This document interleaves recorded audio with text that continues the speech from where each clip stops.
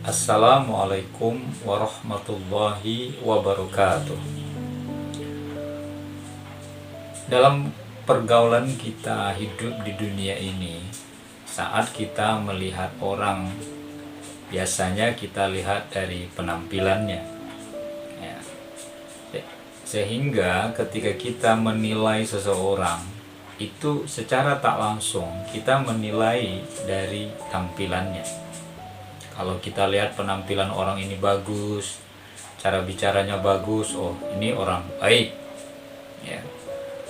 Atau sebaliknya, ketika kita lihat orang berpenampilan kasar atau berpenampilan miskin, ya kuco, wah ini orang jahat dan orang miskin. Padahal sesungguhnya belum tentu seperti itu.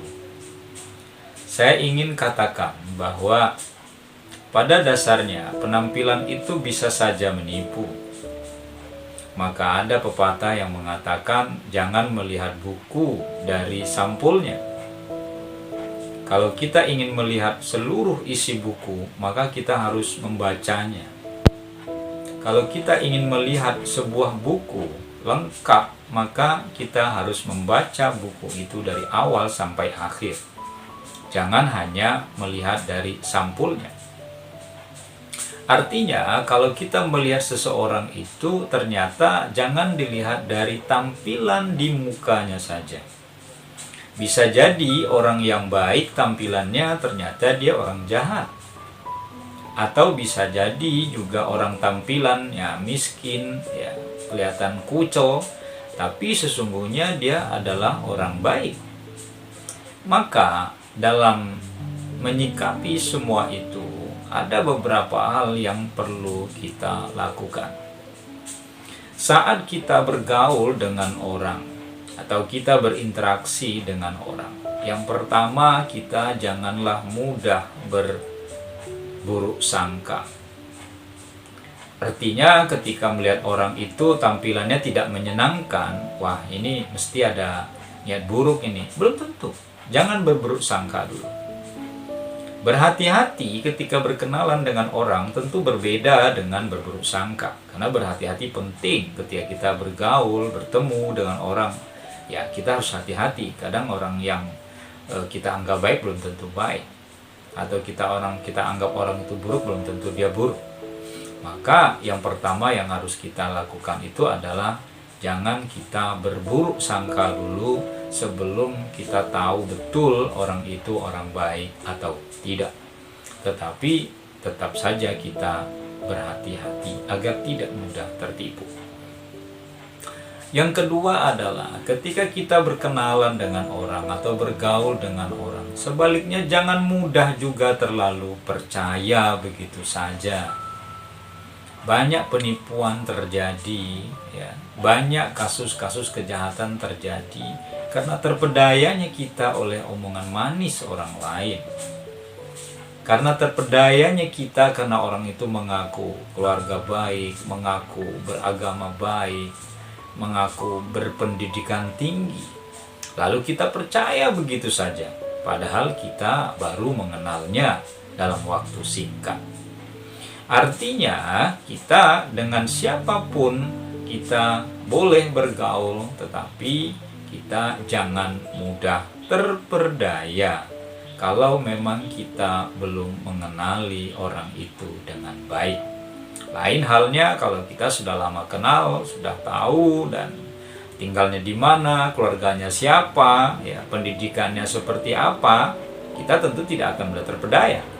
Tetapi kalau baru kenal, lalu kita begitu saja mudah percaya, bisa saja kita tertipu oleh orang tersebut. Lalu yang ketiga adalah sesuatu yang tampilannya jelek, itu bisa terjadi sebaliknya bahwa itu orang baik. Saya ingat betul ketika terjadi satu atau kejadian yang lucu, ya, di mana ada orang tua ingin membeli HP lalu dengan membawa tas kresek dan memakai sarung di counter HP. Lalu saat dia belanja tersebut diacuhin saja oleh pelayan toko HP tersebut. Untungnya sang manajer tahu ketika anak buahnya mengabaikan calon pembeli yang melihat-lihat tersebut. Lalu dia bertanya, "Bapak, apa yang Bapak cari?" Bapak itu lalu menanyakan, "HP yang bagus, tidak apa-apa mahal." Tapi yang punya counter HP tidaklah terkejut atau meremehkan. Dia menunjukkan, "Silakan Pak, dipilih-pilih." Ternyata dia akhirnya membeli 10 buah HP. Tentu anak buahnya itu terkejut. Dia membawa kantong plastik, pakai sarung, tampilannya kucel, tapi ternyata begitu ditanya oleh yang punya counter HP, dia adalah juragan sapi, yang mana dia ingin memberikan hadiah HP dengan mitra-mitra bisnisnya yang telah berbisnis dengan baik dengannya.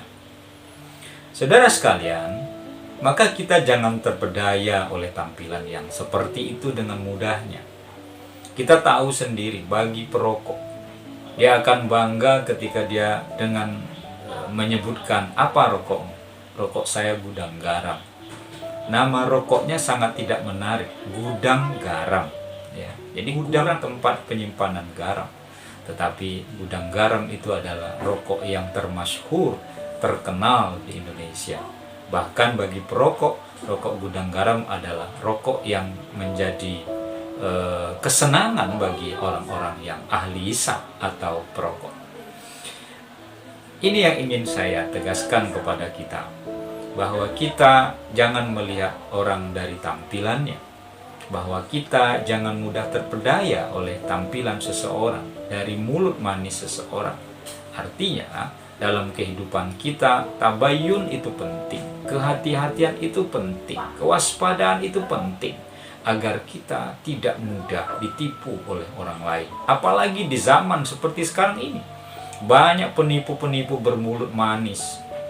Orang misalnya menelpon ke kita, "Ibu, anaknya kecelakaan." Kalau kita tidak tahu, kita bisa masuk dalam jeratannya. Kami bisa menolong anak ibu masuk rumah sakit, tapi ibu kirimkan uang segini dulu. Kami polisi, ngaku-ngaku polisi, anak ibu melakukan kejahatan, lalu karena si ibu takut, lalu dia mengirimkan uang. Kalau enggak ibu begitu mengirimkan uang, maka ibu nanti bisa bermasalah anaknya. Nah, kita tidak tabayun. Orangnya dengan ucapan yang manis, meyakinkan, tapi karena kita tidak waspada, kita tidak tabayun dulu, kadang kita panik dan tidak menelpon anak kita. Betul nggak anak kita mengalami kasus? Betul nggak anak kita dalam masalah? Dalam Al-Quran disebutkan, apabila datang orang fasik kepadamu, maka mari verifikasi dulu, benar nggak apa yang disampaikannya. Artinya jangan kita menerima berita atau menerima satu atau melihat sesuatu langsung kita telan atau makan bulat-bulat. Kita cek dan cross check dulu, benar nggak? Karena sesungguhnya tampilan bisa menipu kita, ucapan bisa menipu kita, nama pun, sesuatu pun bisa menipu kita. Yang perlu kita lakukan adalah kewaspadaan dan kehati-hatian, karena di dalam Islam kita memang diajarkan untuk berhati-hati. Lalu apa yang harus kita lakukan? Maka ajaran agama Islam selalu menganjurkan kepada kita, ketika kita meninggalkan rumah kita, kita pasrahkan diri kita dengan tetap berhati-hati, dengan selalu membaca Bismillahi tawakkaltu 'alallahi la haula wala quwwata illa billah. Dengan nama Allah kita berserah diri kepada Allah, tiada daya dan upaya selain kekuatan Allah. Artinya kita tetap hati-hati, kita tetap bisa menjaga diri kita, tetapi dalam kehati-hatian itu kita berpasrah diri dan menyerahkan diri kita hanya kepada Allah Subhanahu wa Ta'ala. Itu poinnya, bagaimana Islam menjaga kita untuk mengajarkan kita berhati-hati, dan di balik kehati-hatian itu kita tetap berserah diri kepada Allah, karena Allah lah yang menjaga dan mengatur kehidupan kita di dunia ini. Assalamualaikum warahmatullahi wabarakatuh.